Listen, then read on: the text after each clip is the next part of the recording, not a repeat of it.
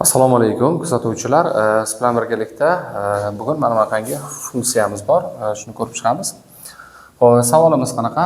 Z(x) barobar x kvadrat minus 2 ko'paytirilgan f(x) bo'lsa, f(x) funksiyamizga grafik berilgan va f(x) funksiyaga o'tkazilgan urinma berilgan. Shular orqali shulardan foydalangan holda z hosili 2 ni topishimiz kerak. Xo'sh, qanday qilib topamiz?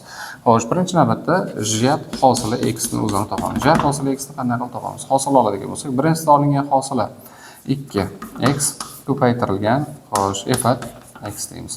Xo'sh, plyusdan birinchisini o'zi x kvadrat minus 2 ko'paytirilgan, ikkinchisidan olingan hosili. Va biz hosil olib 2 ni qo'shishimiz kerak. Demak, z hosili 2.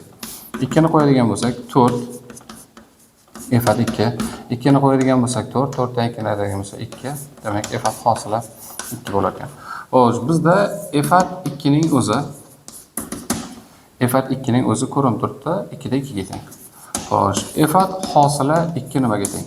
F hosili 2. 2 degan nuqtada funksiyaga urinma o'tkazilgan. Bu albatta o'rnish nuqtasi. Bu ham k ga teng bo'ladi. K ni topadigan bo'lsak, demak balandligimiz 2. Xo'sh, bunisi 3 ga teng. Bu ikkalasini bo'lamiz. Minus 2 taqsim 3 ga teng bo'lar ekan.